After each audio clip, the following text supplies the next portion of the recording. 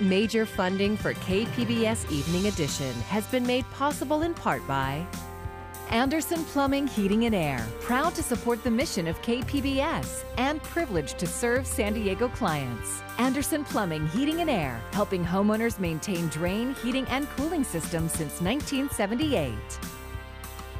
And by the Conrad Prebys Foundation, Darlene Marco Shiley, and by the following.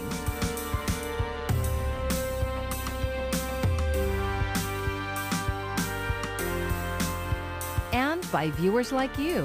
Thank you.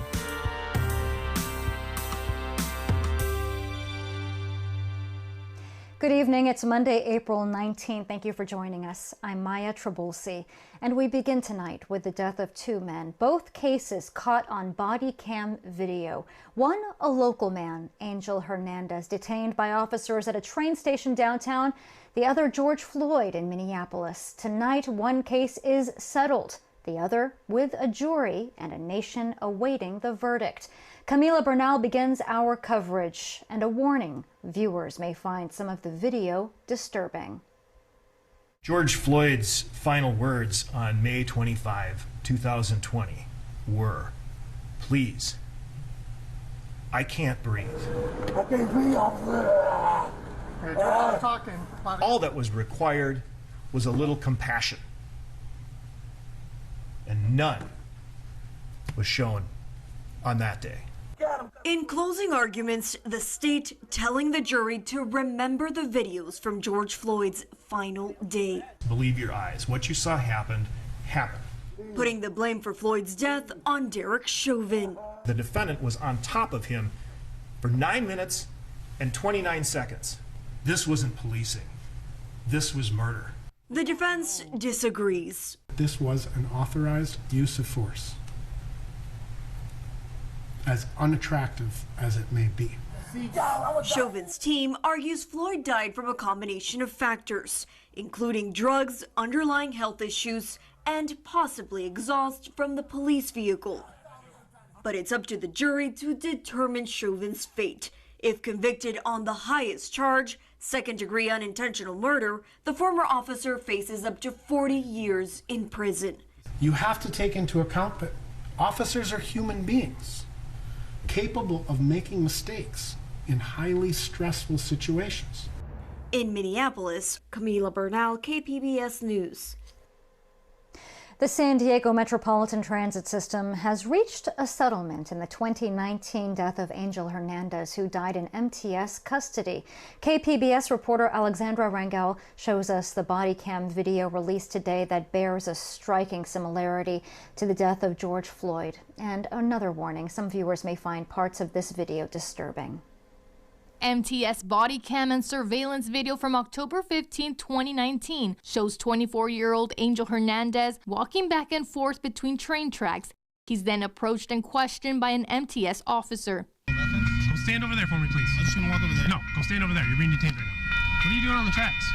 What am I doing on the tracks? As Hernandez is being questioned, he runs away, leading two MTS officers in a short foot pursuit, resulting in Hernandez being thrown down on the ground and handcuffed. Now, what you are about to see next might be disturbing, as Hernandez's body is held into the pavement by the weight of two officers. One officer can be seen placing his knee on Hernandez's neck for what seems like more than 6 minutes. At a joint press conference with MTS on Monday, Hernandez's family attorney Eugene Iredale says Hernandez died of asphyxiation. When he was held prone, face down, with pressure on his back, and regrettably, a knee on his neck.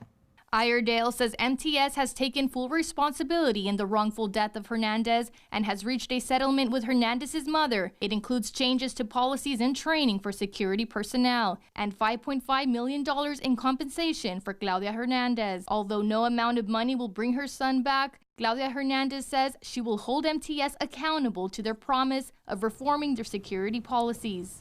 His death has left an emptiness in our hearts that will never go away. San Diego County Supervisor and MTS Board Chair Nathan Fletcher and MTS CEO Sharon Cooney both pledged to reform MTS security, which includes psychiatric emergency response and de-escalation training for MTS employees. Alexandra Rangel, KPBS News. A man and a woman from Vista were killed in a small plane crash in northern Arizona. They have been identified as 37-year-old Timothy Michael Gill and 38-year-old Jaylani Roseanne Kamalu. A family member called sheriff's deputies when they didn't arrive at the Grand Canyon Airport yesterday after taking off from Sedona Airport. The downed aircraft was located early this morning in a wooded area near the Williams Airport. The NTSB and FAA are investigating. Frustration for some parents in the San Marcos School District. They see nearby districts reopening, but they say theirs has no plan in sight, even with a court order. KPBS North County reporter Tanya Thorne spoke to parents and students at a rally today. Now! 5 days now! 5 days. Parents and students rallied outside the San Marcos Unified School District offices Monday morning. Ginny Merrifield is the executive director of the North County Parent Association. There are no more restrictions about returning to class. It is safe for teachers and for students, and it's time to go back.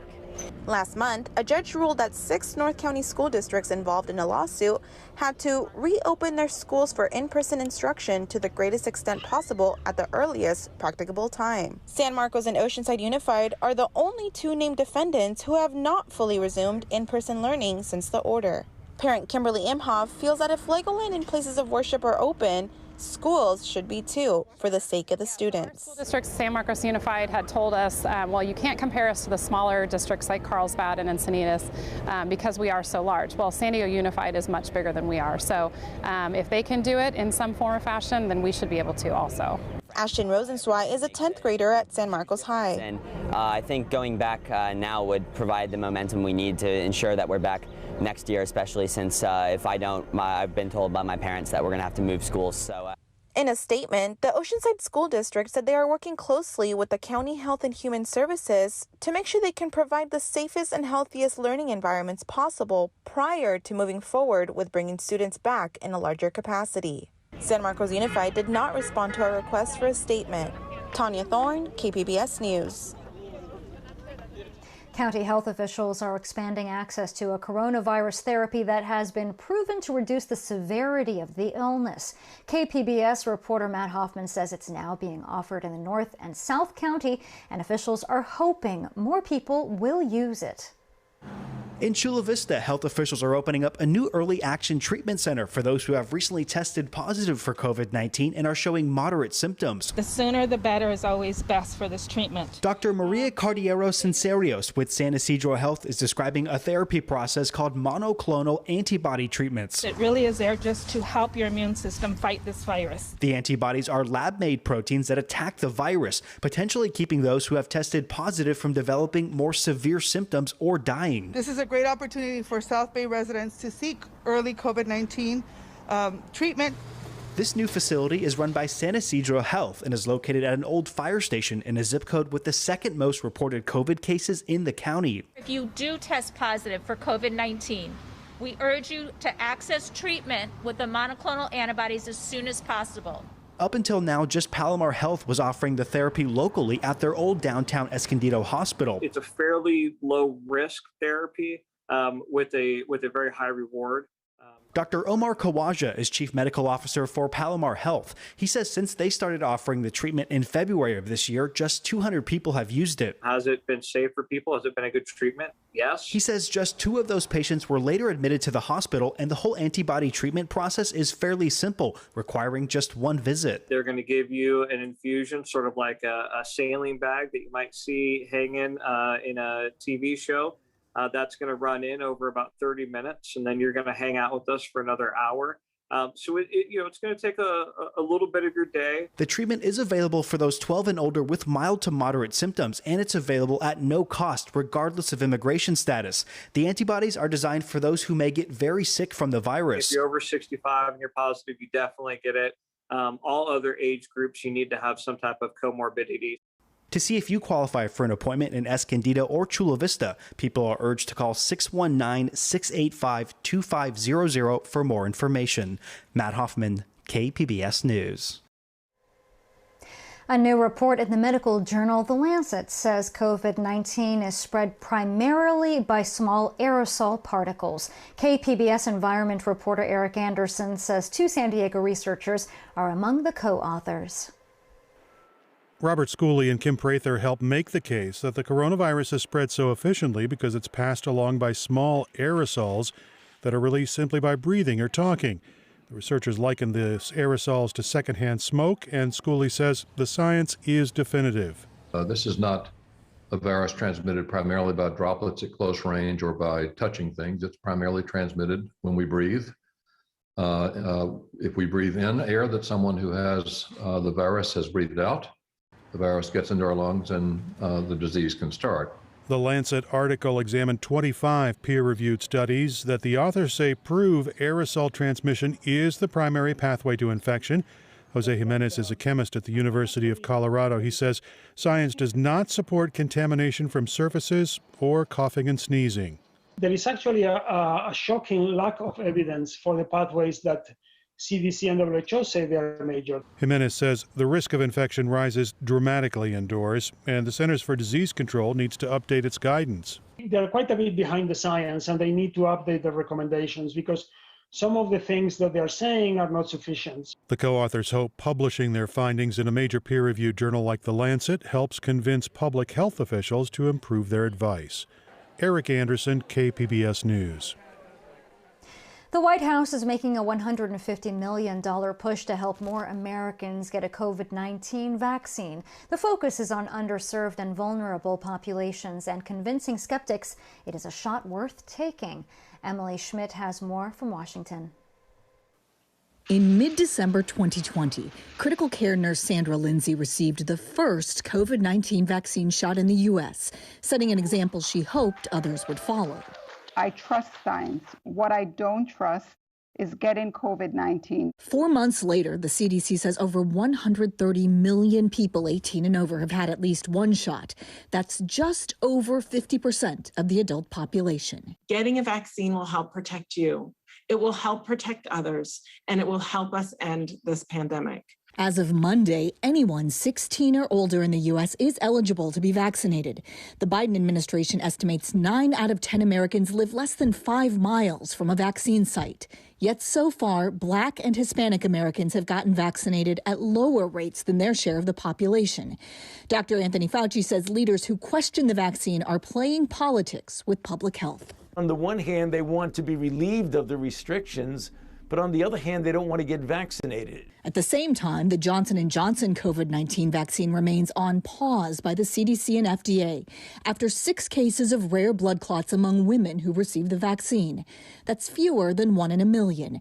The U.S. Surgeon General says a decision about how to move forward is just days away. A signal was seen. It's being investigated. That's what you want, to know your vaccines are both safe and effective.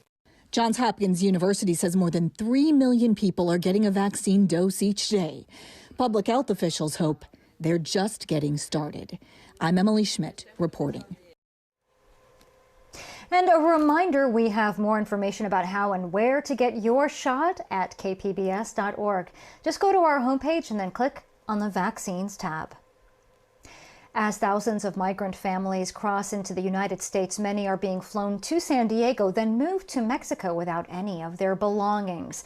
KPBS reporter Max Rivla-Nadler found this type of treatment may be contributing to the rise of unaccompanied children crossing the border. There's a rack of shoes drying in the sun outside of Embajadores de Jesus shelter in Tijuana. The tongues of the shoes are just hanging out because Customs and Border Protection took the laces from them, even from the tiniest of shoes, including those belonging to Claudia Vasquez del Cid and her 6-year-old daughter, Kami. They fled rampant crime, domestic abuse, and joblessness in a hurricane-wrecked Honduras. They crossed the Rio Grande in Texas earlier this month. She and other women at the shelter didn't want their faces shown on camera. She tells me Customs and Border Protection threw away her clothes, their shoelaces, their money. Now she has nothing to feed her daughter. Vasquez del Cid is one of over 3,000 asylum seekers flown from the Texas border to the San Diego-Tijuana border. That's because Mexican states near the Texas border are not accepting returns of Central American migrant families with young children. But Baja California does. On Friday last week, around 100 people were flown from Texas to San Diego International Airport.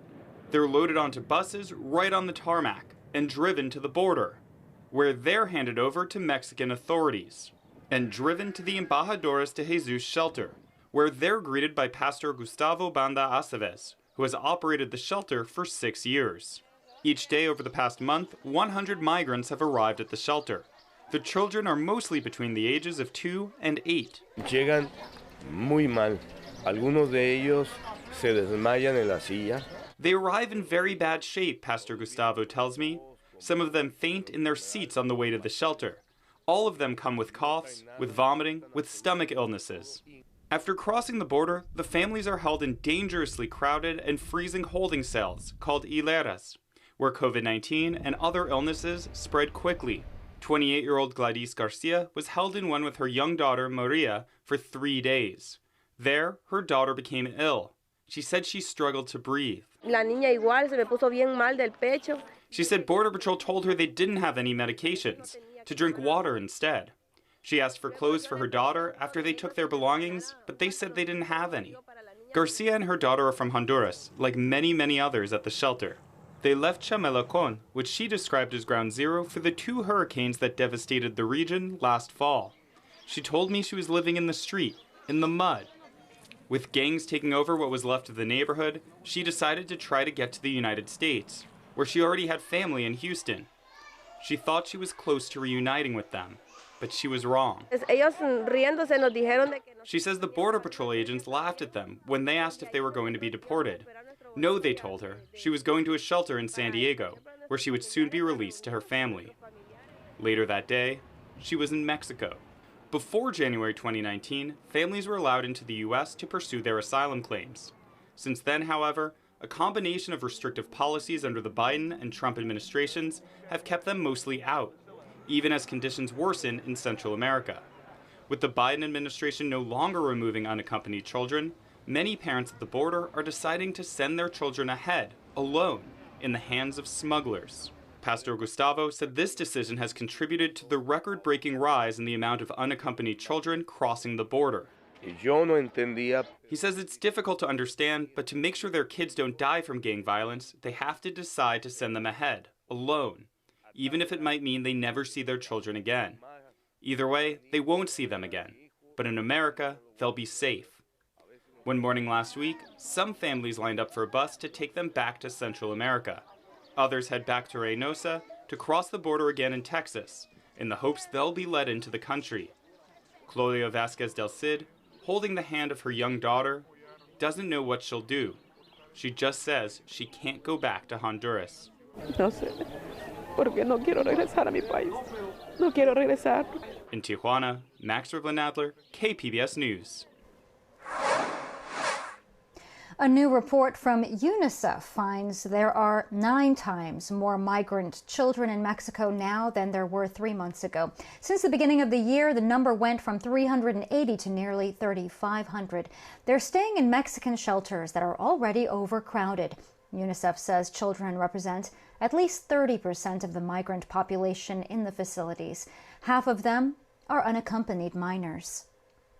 San Diego Mayor Todd Gloria wants to spend more of the city's money on homeless solutions, and now he's showing where that money would go. Gloria's budget plan calls for an additional $10 million. The largest slice is for hundreds of new shelter beds. Substance abuse programs, the city's PATH outreach program, and rapid rehousing would also get a boost. A man who found housing thanks to help from the city spoke at today's press event. I'm a person who worked and became homeless, and had a job and still became homeless, economically homeless. Rent goes up, gas prices, and you're just trying to stay ahead, trying to stay on top of stuff, but you're living from paycheck to paycheck.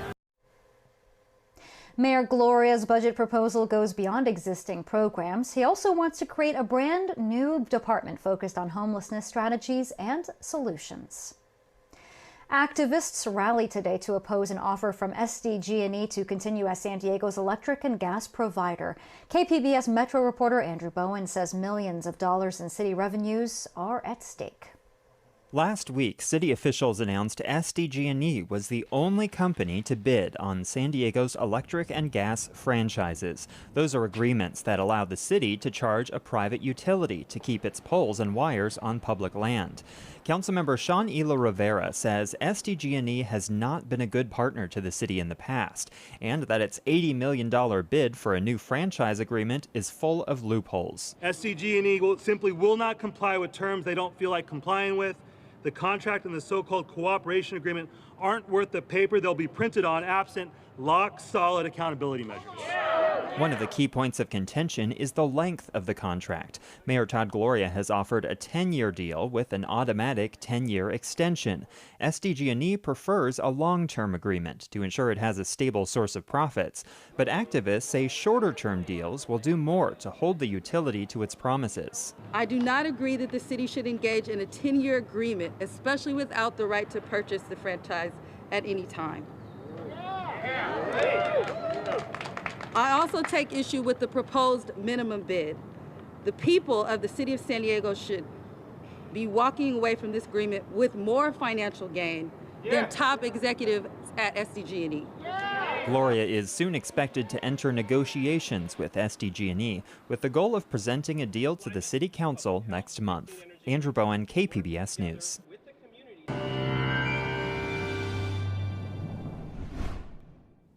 Clouds, cooler temperatures, and maybe even a touch of rain and drizzle on the way. The onshore flow is making a return, so we have a cooling trend the next couple of days.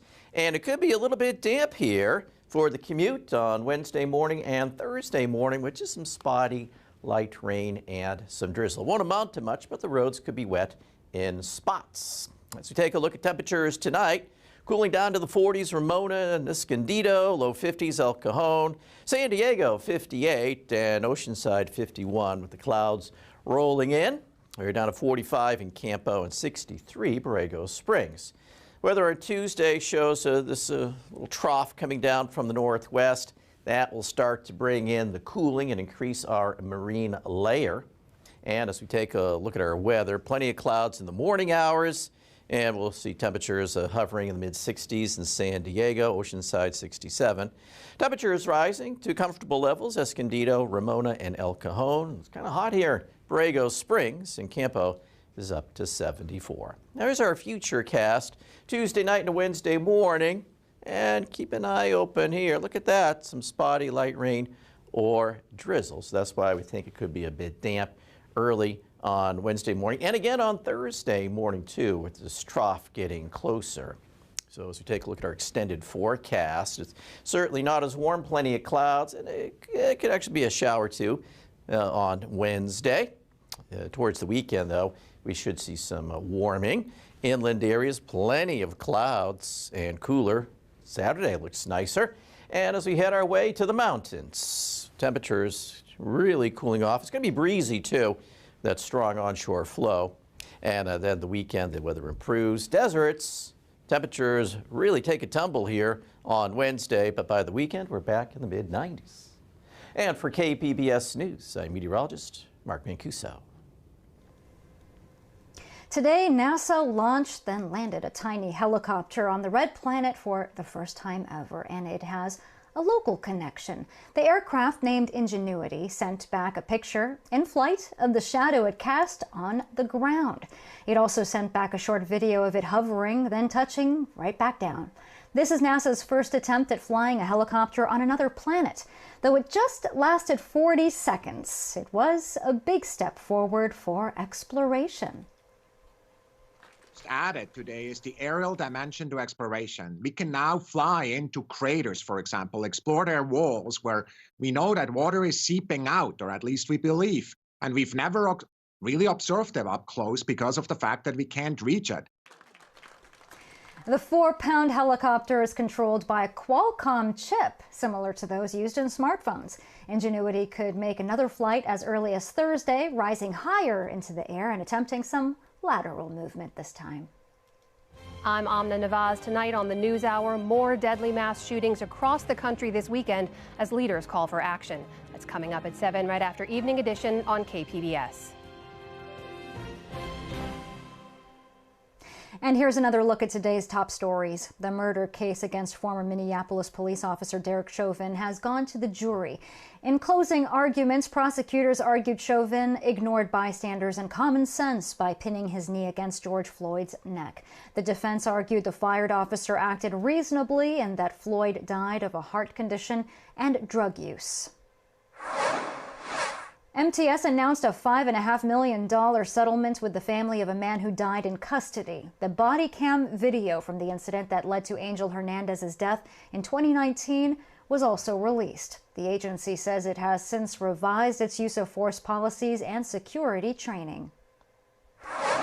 And parents rallied outside the San Marcos Unified School District offices this morning calling for schools to reopen. Last month, a judge ruled that 6 North County school districts named in a lawsuit had to reopen for in-person instruction. San Marcos and Oceanside Unified are the only 2 holdouts. You can find tonight's stories on our website, kpbs.org. Thanks for joining us. I'm Maya Trabulsi. Have a great evening.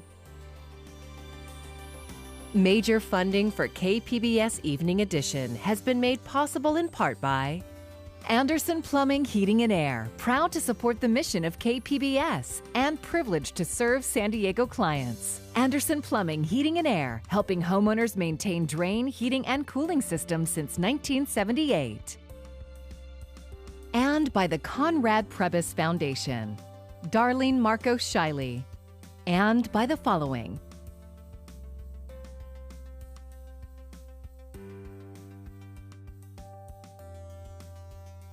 and by viewers like you. Thank you.